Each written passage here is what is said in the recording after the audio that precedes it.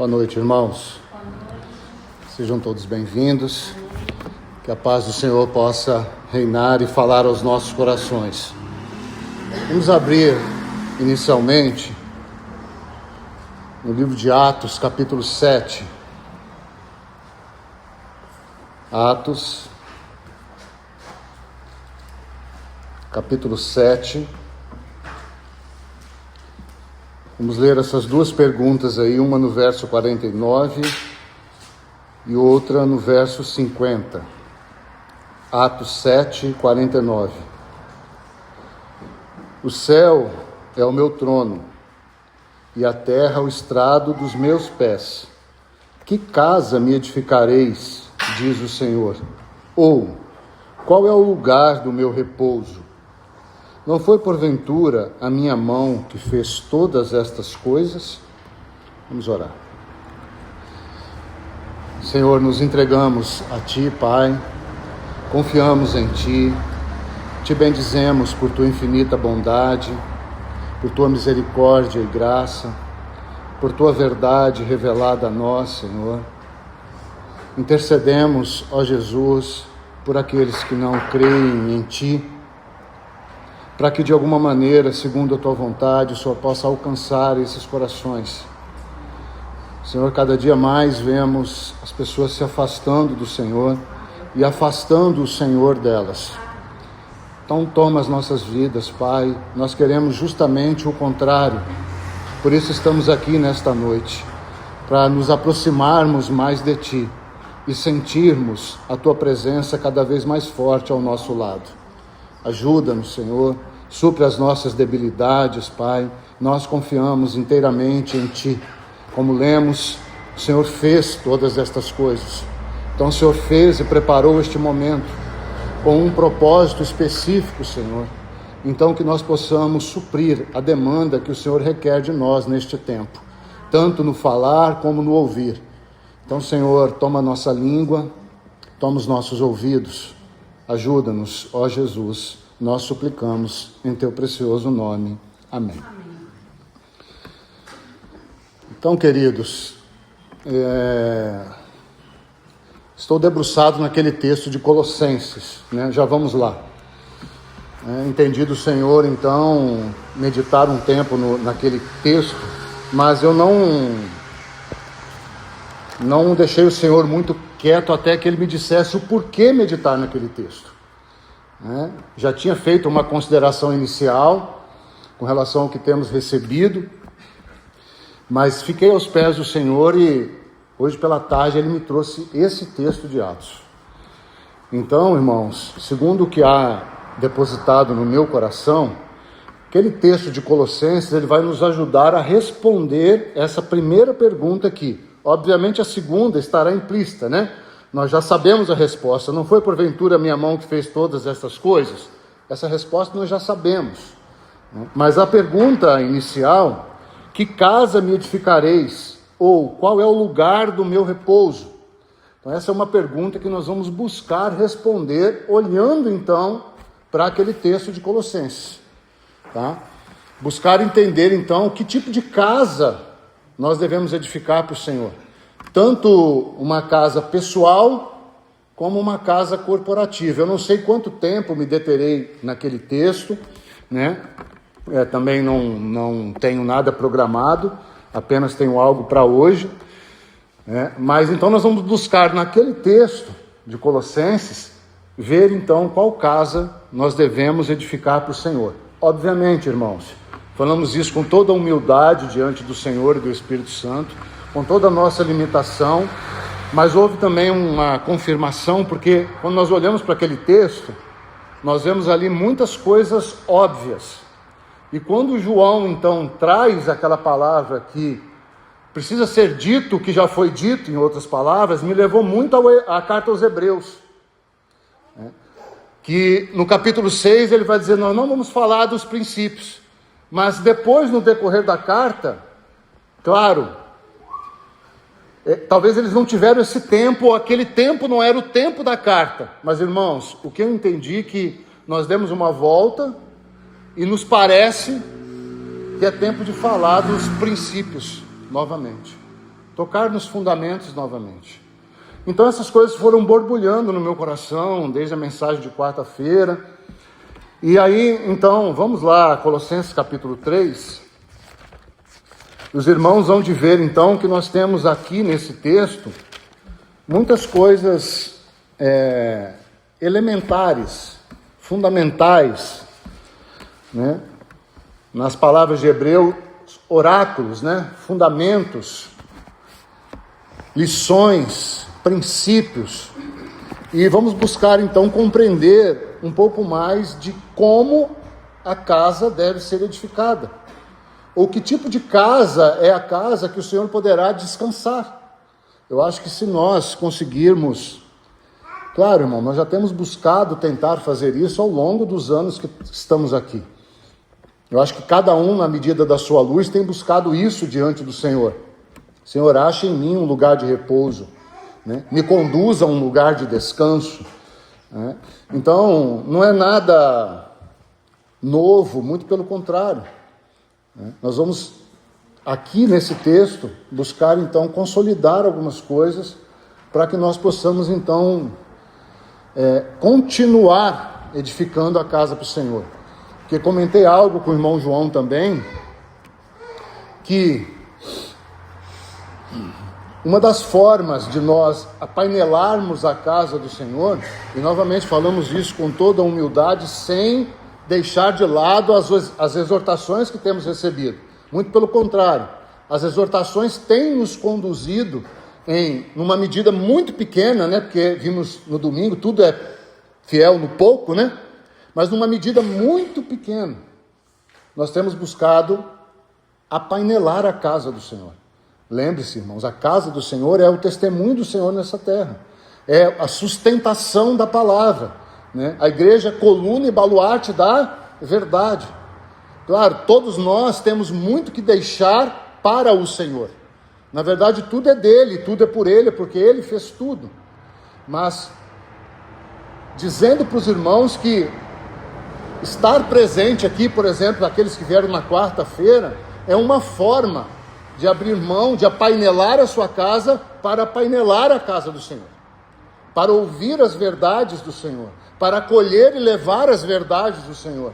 Então, como o João bem colocou, em coisas elementares, simples do dia a dia, isso é edificar a casa do Senhor. Ser pai, ser mãe, ser um bom empregado, ser um bom senhor, saber lidar com Satanás, isso é apainelar a casa do Senhor.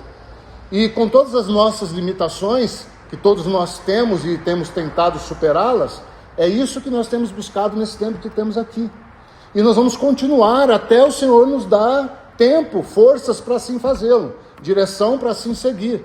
Então não é um passo diferente, né? É mais uma rodada muito pequena nesse redemoinho do Senhor de que casa vocês estão edificando para mim, tanto de uma forma pessoal como de uma forma coletiva. Então vamos ler o texto de Colossenses capítulo 3, os versos 12 a 17. Revesti-vos, pois, como eleitos de Deus, santos e amados, de ternos afetos de misericórdia, de bondade, de humildade, de mansidão, de longanimidade. Suportai-vos uns aos outros, perdoai-vos mutuamente, caso alguém tenha motivo de queixa contra outrem. Assim como o Senhor vos perdoou, assim também perdoai vós. Acima de tudo isto, porém, esteja o amor, que é o vínculo da perfeição. Seja a paz de Cristo o árbitro em vosso coração, a qual, a paz, também foste chamados em um só corpo, e sede agradecidos. Habite ricamente em vós a palavra de Cristo, instruí-vos e aconselhai-vos mutuamente em toda a sabedoria, louvando a Deus com salmos e hinos e cânticos espirituais, com gratidão em vosso coração.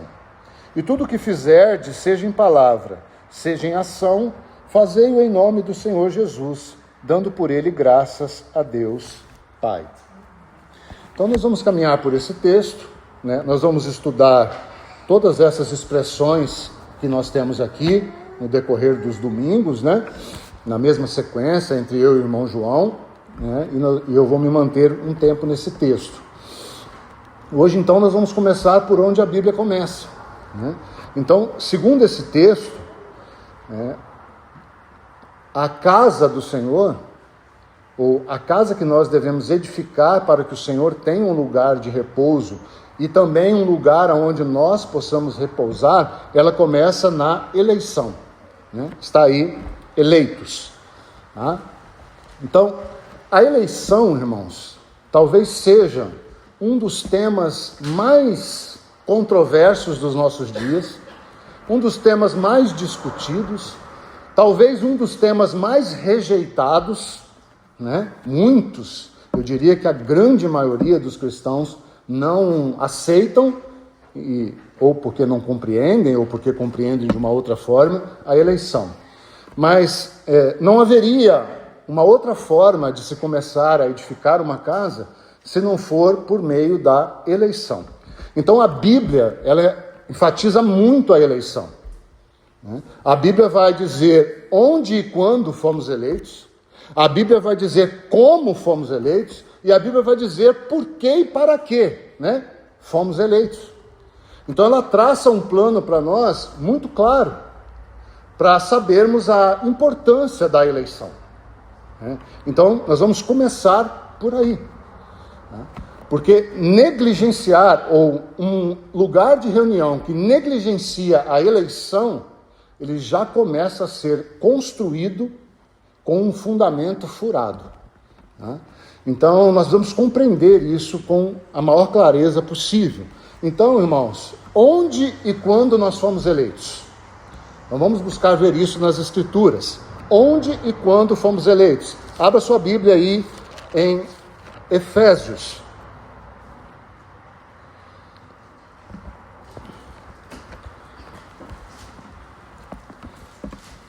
Uma palavra que o Espírito vai usar aqui é escolhido, né? Depois nós vamos ver uma similar, mas a palavra traz o mesmo sentido de eleito. Então Efésios 1, verso 4, vai responder então onde e quando nós fomos eleitos. Efésios 1, 4, somente a parte A. Assim como nos escolheu nele antes da fundação do mundo. Assim como nos escolheu nele antes da fundação do mundo. Então, irmãos, onde nós fomos eleitos? Nós somos eleitos ou escolhidos em Cristo Jesus, né? A eleição é um fundamento em união com Cristo. Como nós já temos, pela graça do Senhor, um pouco de clareza do porquê tudo existe, né? Porque tudo existe? Tudo existe para dar glórias ao Filho. Esse é o cumprimento do eterno propósito. Então, a eleição, ela entra e começa aí. Todos os eleitos foram eleitos em Cristo para, juntamente com Ele, serem manifestos em glória. Tá? E calma que nós vamos discorrer um pouco mais sobre isso. Mas a eleição começa, claro, como toda a Bíblia começa e aponta e termina, para Cristo. Então nós fomos escolhidos nele, com ele, por meio dele, para ele, juntamente com ele, todas as expressões correlatas. Então quando Deus, lembra, Pai, Filho e Espírito Santo, preparou o eterno propósito, o que ele fez? Ele elegeu a igreja para estar em união com Cristo. Então a eleição, irmãos, é a primeira e a maior dádiva que você recebeu. Você foi escolhido, você foi eleito para ser colocado em união com Cristo. Então, o fundamento começa aí. Por acaso não foram as minhas mãos que fizeram todas as coisas? Então, irmãos, a eleição toca a ação de Deus em direção a Ele mesmo, ao propósito que Ele estabeleceu. Então calma, para que você não se enche já de início, né? Tá vendo? Ó, como eu sou o escolhido. Calma, né? Vamos devagar. Ele elegeu por conta de quem Ele é, por aquilo que Ele deseja, por aquilo que Ele planejou. Então nós somos escolhidos nele, em união com Ele. Fora dele, nada. Sem mim, nada. Né? Sem mim, nada. E quando que isso aconteceu? Então está muito claro, antes da fundação do mundo. Que tempo é esse, irmãos? É o tempo, então, que Deus planejou o eterno propósito. Nós vamos definir essa eternidade para a nossa compreensão assim. Claro que nós não sabemos quando Ele planejou, quanto tempo esse plano ficou, entre aspas, guardado na eternidade até ser manifesto. Não há esse tempo, porque não existe esse tempo. Então, o que Deus fez antes da fundação do mundo? Irmãos, na verdade, Ele fez todas as coisas. Antes dele criar, tudo já tinha sido feito. Até o cordeiro já tinha sido imolado. O sangue já tinha sido derramado. Mas nós vamos nos deter que Ele nos escolheu, então, nesse tempo, fora do tempo cronológico, para, então, estarmos nesse processo, nessa cooperação, como ouvimos na quarta-feira, cooperando com Deus no cumprimento do eterno propósito para glorificar o Filho. Irmãos, então, a eleição é em Cristo e ela foi feita antes da fundação do mundo. Agora, como ela foi feita? Então, nós temos o onde e o quando, aí em Efésios. Agora, o como, ela está mais restrita, então, abra comigo em 1 Pedro. Primeira carta de Pedro.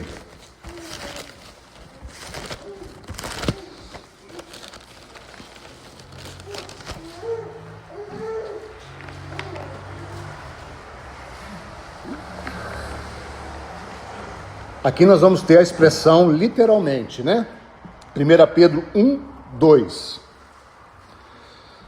Apenas, por enquanto, a parte A. Então, 1 Pedro 1, 2. Eleitos segundo a presciência de Deus. Então, como que a eleição aconteceu? Irmãos, é muito difícil nós explicarmos a presciência de Deus. A presciência de Deus não é Deus olhando lá de trás para o futuro e vendo que você ou eu iríamos fazer isso ou aquilo, e então ele iria nos eleger. Isso não é presciência. Então, para nós que temos um olhar com duas dimensões só, ou nós olhamos para trás ou olhamos para frente, nós temos aqui 2 olhos, mas nós só conseguimos fazer um foco, ou no dedo ou em vocês. Então isso é uma visão em 2 dimensões. Então nós olhamos para trás e parece que Deus estava lá atrás, e de lá de trás Ele olhou aqui para frente e Ele viu o que ia acontecer. E aí então Ele decidiu o que Ele ia fazer. Não, isso não é presciência. A presciência de Deus, irmãos, eu ia até tentar esboçar no quadro, mas acho que ia complicar mais ainda. É como se Deus, ao invés de Ele olhar de trás para frente, como nós olhamos de frente para trás, é como se Ele olhasse de cima. É como se Ele estivesse acima de tudo e de todos, e Ele visse tudo ao mesmo tempo. E ao ver tudo ao mesmo tempo, Ele não decide a partir do que Ele está vendo. Ele vê tudo. Entende? Então, quando ele estabelece os eleitos, é porque Ele está vendo tudo que está acontecendo. Então, Ele vê o todo, irmãos. E nesse todo, a eleição não leva em conta os atos daqueles que estão fazendo. Leva o que Ele vê. Então, é muito difícil explicar a presciência de Deus. Porque a nossa mente não consegue compreender. A gente sempre vai tentar projetar para passado e para futuro. Para ação ou não ação. Para fazer ou não fazer. Porque nós somos projetados para isso. A nossa mente, por conta do pecado, ela é limitada a ver Deus a partir de algo que nós fazemos. Ou deixamos de fazer. Então, irmãos, como que Deus elegeu você? Ele elegeu porque Ele conhece todas as coisas. E Ele sabe tudo o que ia acontecer. Ele sabe o que iria precisar e não precisar. Ele sabe como nós íamos responder ou não responder. Mas ele não levou em nada isso em conta para eleger qualquer um de nós. Ele, ao olhar para a história toda, vocês estão vendo como falta palavras no nosso vocabulário para explicar? Ao olhar para a história toda, ele viu. E ao ver, então, ele se viu certo àquilo que ele já tinha feito. Entende? Eu não posso dizer que ao ver ele escolheu. Ao ver, ele viu que o que ele fez estava certo. Então ele fez antes de ver. Percebe a diferença? Ele não olha e então decide. Como se ele estivesse num lugar alto, olhando para frente e escrevendo o passado. Não, do lugar alto, quando ele vê o que ele fez, ele fala, eu fiz certo, olha lá. Então, irmãos, o máximo que eu consigo trazer de presciência para os irmãos, o como é isso. Então, guarde-se, porque esse foi o problema da geração do Antigo Testamento. Eles se acharam superiores às demais nações e terminaram no fracasso. Eles acharam que simplesmente por serem o povo de Deus, eles estavam protegidos de tudo e de todos. E isso não é verdade no aspecto prático. Tá? Então, quando nós pensamos nesse como, guarde isso, irmão. Você e eu não merecíamos. Ponto. Mas Ele te elegeu. Ele te elegeu. Ao morrer na cruz, Cristo habilitou um lugar de possibilidade de qualquer ser humano crer nele. E aí a nossa cabeça já dá outro nó. Porque rapidamente os incrédulos vão perguntar, então quem vai crer? Todos ou só os eleitos? Essa é uma pergunta de quem não conhece a presciência de Deus. É uma pergunta de um ignorante. Porque todos que Deus elegeu irão se converter, irão crer. Mas todos que não vierem a crer serão responsáveis por não terem crido. Mas então Deus não escolheu. Sim, irmãos, Deus escolheu porque Ele não olhou e viu. Guarde isso. Ele sabia. E ao saber, então, isso tudo acontece. E isso não anula em nada a responsabilidade de olhar para a haste de bronze, mirar para ela e dizer, eu creio que Jesus Cristo é o meu único Senhor e Salvador. Eu o recebo como Senhor e Salvador. Todos foram colocados num patamar de graça e habilidade para reconhecer. Todos. Todo ser humano. Nenhum ser humano é indesculpável diante de Deus. Nenhum. Romanos 1 vai trabalhar isso. Então os irmãos vão vendo como às vezes as coisas parecem complicadas, porque nós vamos trazendo perguntas. Nós vamos questionando. Nós vamos querendo ter respostas naturais de um ser que é espiritual. E nós complicamos. Se era Adão, Eva, Caim e Abel, com quem Caim casou? E aí nós começamos os questionamentos. Então a Bíblia vai ser simples assim, Adão teve filhos e filhas. Nós não sabemos quanto tempo se passou entre Adão, Eva, Caim e Abel. Nós não sabemos. Mas a Bíblia vai dizer que Adão e Eva tiveram filhos e filhas. Ele casou com uma irmã? Provavelmente uma irmã que ele não conheceu. Provavelmente. Só que as nossas mentes, elas conjecturam e querem respostas. Porque a nossa fé é fraca. A nossa fé precisa ser pautada em respostas. Onde? Quando? Como? E aí começam então as intervenções e as limitações. Mas a eleição então, para terminarmos o passo de hoje, ela também tem um porquê ou um para quê, que é a mesma coisa, é só para usar. Então, onde e quando, como e por quê. Então, por que você volte? Bom, vamos ler, que nós já estamos aqui em Pedro mesmo. Vamos ler a expressão que temos logo à frente aí. 1 Pedro 2, vamos ler novamente. Eleito segundo a presciência de Deus Pai, em santificação do Espírito, para a obediência e a aspersão do sangue de Jesus, graça e paz vos seja multiplicada. A obediência, irmãos, ela é a essência da eleição, tá? Mas ela não é o fim. Nós já vamos ver o fim da eleição, qual o propósito final. Mas para que se atinja o fim do porquê nós fomos eleitos, haverá necessidade de passarmos pela obediência ou pela desobediência, como nós vimos também na quarta-feira. A graça e a responsabilidade. Então, aqueles que foram eleitos para um fim, eles vão passar pela obediência ou pela desobediência. Quando houver a obediência, obediência a quê, irmãos? A voz do Espírito te conduzindo a realizar as obras que Deus preparou de antemão para que nós andássemos nela. Então você não precisa de uma cartilha humana te dizendo o que deve fazer.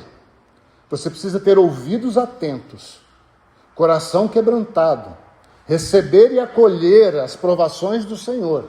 Elas gerarão perseverança em você e em mim, como vimos em Tiago. E isso te conduzirá à maturidade. Aquele que perseverar até o fim, esse receberá a coroa de glória.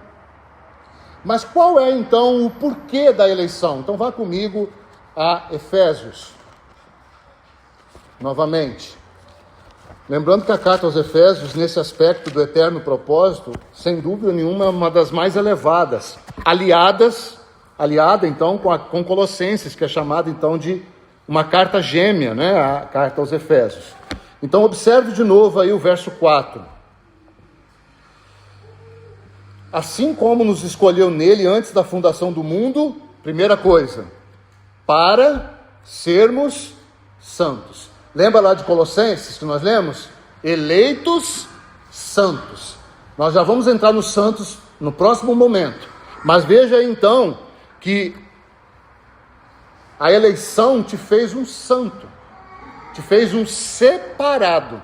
Então, irmãos, para sermos separados e irrepreensíveis perante Ele. O que é esse santo e irrepreensível? É isso, irmãos, ó. Justificados, pois, temos paz. É isso. É essa confissão de fé que te fez separado e irrepreensível diante de Deus. Depois ele segue dizendo assim: e em amor nos predestinou para Ele. Vai vendo os paras aí. Então a eleição te deu um destino certo. Qual é o destino certo? Ser dele, ser para Ele. Mas não para aí. Veja, para a adoção de filhos. Então aqui já começa a tocar um pouco na responsabilidade dos santos, que nós vamos ver no próximo momento. Por meio de Jesus Cristo, segundo o beneplácito de sua vontade. Agora o verso 6 é o fim da eleição, irmãos. Para louvor da glória de sua graça, que Ele nos concedeu gratuitamente no amado. E aí segue uma lista de tantas outras coisas. Mas, irmãos, então nós fomos eleitos para isso, para louvor da glória da sua graça. O que é isso? É como Paulo vai dizer: eu fui escolhido como modelo para mostrar o que a graça pode fazer com um vaso tão ruim. Isso é dar glórias à graça. Consegue compreender? Quanto pior o vaso que foi escolhido sendo o pior, e ele vai se transformando, mais glória isso vai dando para a graça. Isso que os romanos não entenderam. Eles não entenderam a graça. Se a graça então é gratuita, se a salvação é de graça, então vamos continuar pecando. Então eles não compreenderam. Paulo escreve a carta ensinando isso a eles. Que uma vez que nós, sendo quem somos, como Paulo vai dizer, o pior dos pecadores, e a graça me alcançou, e eu trabalhei não comigo mesmo, mas juntamente com ela, então eu me tornei um modelo, porque eu era o pior de todos. Eu era o perseguidor. Eu era aquele que se achava o mais sábio. Eu era aquele que tinha aprendido e achava que sabia de tudo. E eu sirvo de modelo para vocês, eu não sabia de nada. E eu tive que considerar tudo o que eu sabia como cocô, para poder ser achado em união com Ele. Então, irmãos, é outro mistério esse porquê. Porque quanto pior é o vaso escolhido, mais lindo é o tesouro formado dentro dele. Não tem como explicar isso, irmãos. O tabernáculo nos explica isso no deserto, mas a gente também não consegue ver. Lembra por fora? Pele de texugo. Lembra por dentro? Irmãos, aqueles desenhos mais lindos. Mas só via isso quem estava por dentro. Quem olhava por fora, como diz o irmão, era um grande besouro feio andando no deserto. Então, quanto mais feio o vaso, e guarde isso para não entrar em conflito com o que o irmão João pregou quarta-feira. Eu não estou falando aqui de atos feios, não. Quanto mais fraco é o vaso, mais força ganha a glória da graça. Consegue entender isso, irmãos? É difícil de explicar também. Tá? Não é quanto mais você erra, mais bonito é, não. Não. Quanto mais você peca, mais graça você vai receber. Quanto mais graça você recebe, mais a graça fica exaltada. Mas então, se quanto mais eu peco, mais graça eu recebo, eu vou viver pecando mais? De novo o conflito da carta aos Romanos. O que Paulo estava querendo dizer é justamente isso. Quanto mais o vaso chama menos a atenção para ele, mais vai receber atenção o que está guardando o vaso. Porque o vaso não deve chamar atenção para ele. O vaso foi criado para guardar algo dentro dele. E se o vaso é muito bonito por fora, se ele se proclama muito bonito por fora, aquilo que está dentro dele, que é o caráter de Cristo formado pela presença do Espírito Santo, perde o valor diante dos homens. Então é nesse sentido que quanto mais feio o vaso colocar-se, mais lindo será manifesto aos outros o que o Espírito tem feito no interior desse vaso. Então, irmãos, nós vamos chegar aí na humildade, na bondade, né? Na forma de tratar com o outro, longanimidade. Isso são características de um vaso feio, de um vaso que não precisa ser reconhecido pelos homens, de um vaso que tem a necessidade de proclamar as virtudes de Cristo por meio da palavra e não de si mesmo. E me escute aqui eu termino. Isso em nada, muito pelo contrário, isso em nada anula o nosso testemunho cristão. O testemunho cristão, quando ele é bem executado, ele vai exaltar Cristo por meio dos nossos atos e vai diminuir a nós. Então, cuidado para você não confundir. Quando um vaso entende a eleição, que ele foi eleito para louvor da glória, da graça, ele sabe quem ele é. E ele sabe o que nele habita. Então ele não pode viver da mesma forma, como nós ouvimos na quarta-feira. É impensável, quase que inconcebível, mas é possível um cristão viver na carne. Mas não foi para isso que nós somos chamados, irmãos. Nós somos chamados para vivermos no Santíssimo. Então, guarde esse fato da eleição. Onde você foi eleito, quando você foi eleito, como você foi eleito e por que você foi eleito. Porque sem isso, não podemos edificar uma casa com equilíbrio para descanso do nosso Senhor. Amém? Vamos orar. Pai, nós mais uma vez te bendizemos, te agradecemos por tua palavra, Senhor. Pai, nos perdoe a falta de capacidade que temos de transmitir aquilo que o Senhor tem para nós.